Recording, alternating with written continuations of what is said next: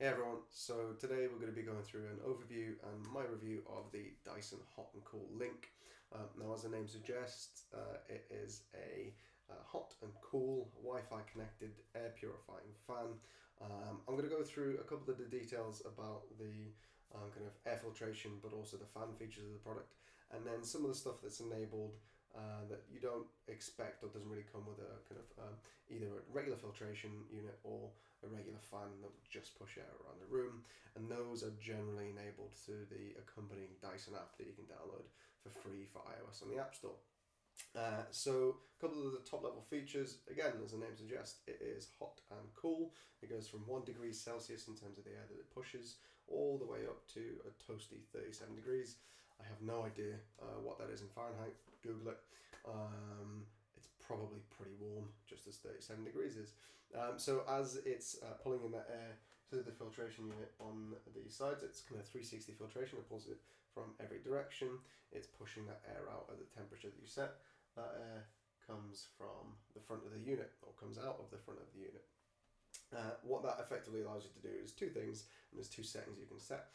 One is direct, so if I had it on direct right now, what the fan would be doing is blowing air in a straight line pretty much towards my face. The other is diffused. Now what that allows you to do is in a much more kind of soft manner push air out the sides, out the front in a kind of more a washy way rather than a direct kind of blast straight in front of it. The reason why you'd want to do that, for example, is if you're in a smaller bedroom and you've got the fan in the corner, you don't necessarily want that air, regardless of which temperature it is, pointing directly at you. What you might want to do is just more softly diffuse it into a room and gradually change the temperature as opposed to push the temperature in one direction. It's obviously based on the location that you're going to be placing the fan and also the size of the room that the fan's going to be in. So you're probably going to have to think of what's going to be the best option for you based on the actual kind of location that you're placing that fan. Now, it doesn't just point in a single direction, it doesn't just blast that air in a single direction. It has oscillation, so it's motorized, so effectively you can set it to go left to right continuously.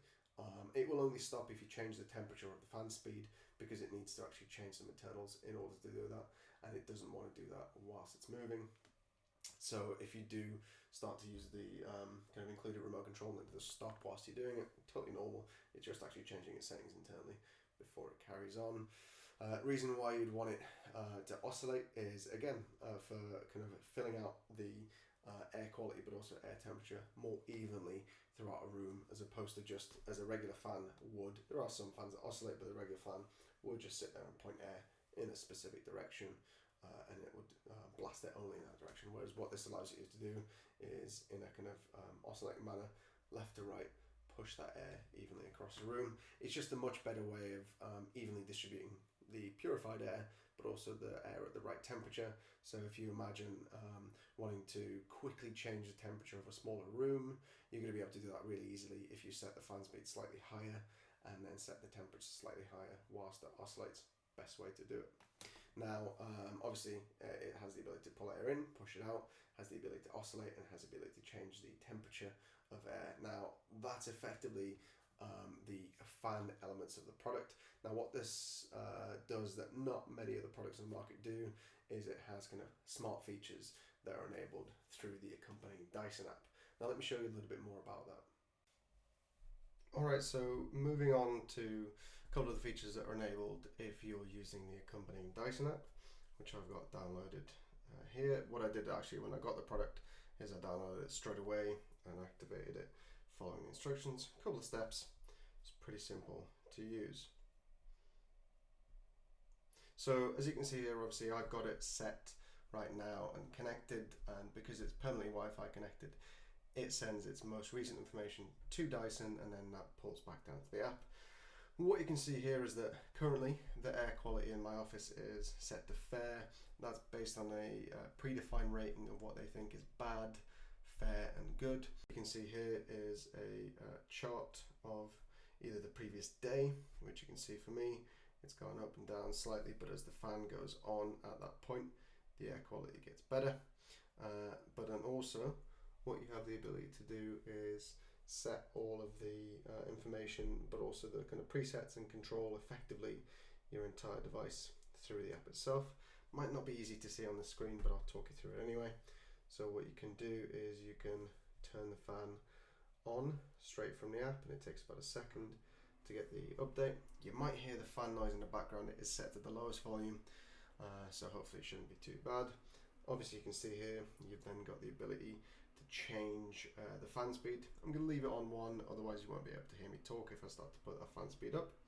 You also have the ability to change the type of air that's coming out of the fan. Right now I'm going to leave it on cool because I've got the camera pointing down at the phone and it's going to get the camera too hot if I increase the temperature. You've got the option to oscillate. So right now it's direct. I can set that to oscillating, and then you can probably also hear the motor pulling the device left to right in a kind of steady, even motion. I'm going to turn that off for a second just so it doesn't distract the audio too much. You've got here the option to change it from a focus beam to what they call a diffused beam, and the icons actually give you a pretty good definition of what you're getting based on that setting.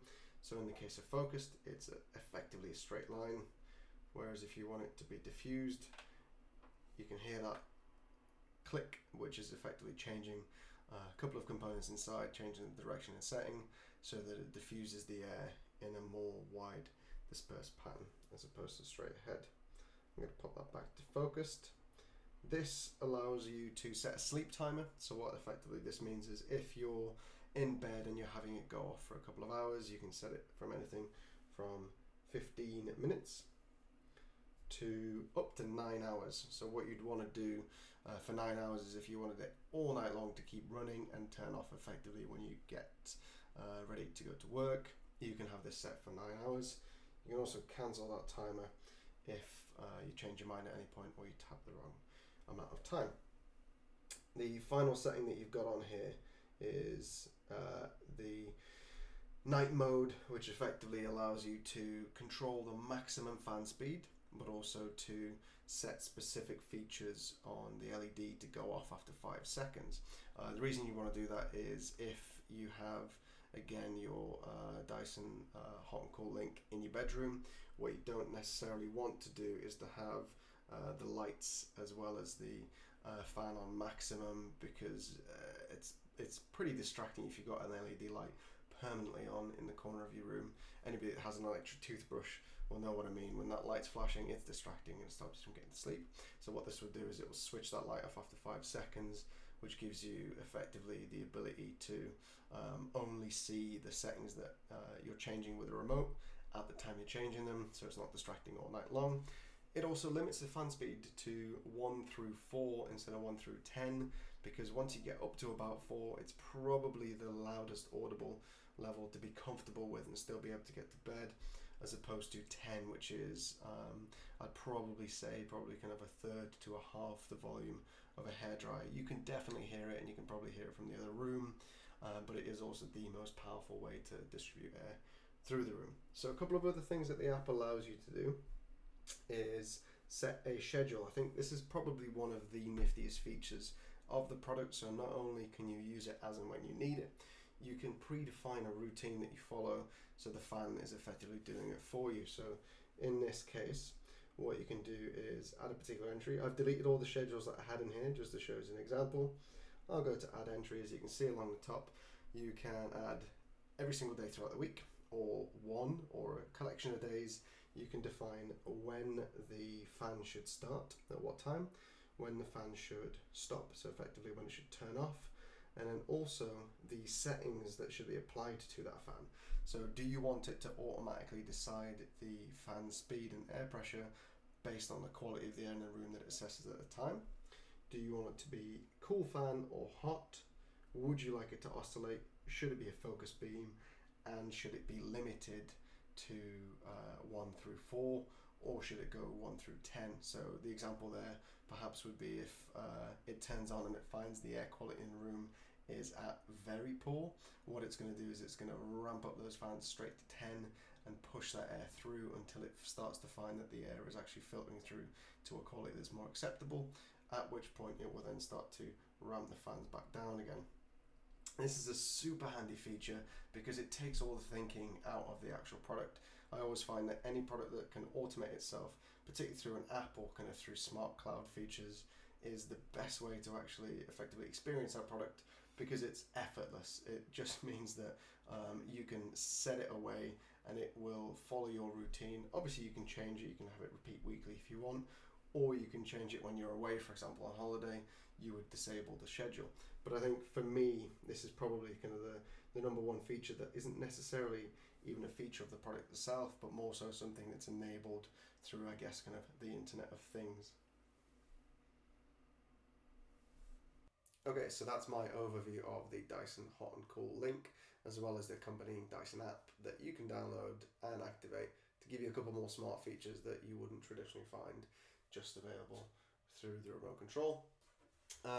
From me, from a review perspective, it's a no-brainer product. Now, I suffer from allergies and asthma, and having something like this that can clear the air in a room for me and purify it, as well as keep the temperature what I want it to be for it to be comfortable without having to rely on keeping doors and windows open, it's perfect. Because you know yourself, if you do have kind of allergies, whether it be dust, whether it be pollen, whether it be mites or pet allergies, you know the type of room you slept in for 6 to 8 hours based on how you wake up. So I would wake up normally with either a bunged up nose or a tight chest, whereas having the ability to close windows and doors, have this purify the air for me, it's a complete no-brainer.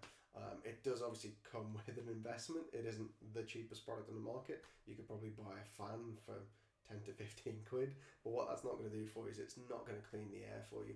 It's not going to give you a consistent automated way to control the quality of air in a room that you spend a third of your life in. So for me, it's a product that actually makes a difference, and I would quite comfortably recommend it to any friends that were looking for a similar solution. So if you're just looking for it to cool or warm a room, probably not the most compelling reason to buy the product. However, if you're looking for it to filter the air in a room consistently, give you information about that air, as well as being able to last for a pretty damn long time, this product is something that you should seriously consider buying. Really appreciate you guys watching the video. If you have any questions about the product that I can help with, post them in the comments section below if you're watching this on YouTube.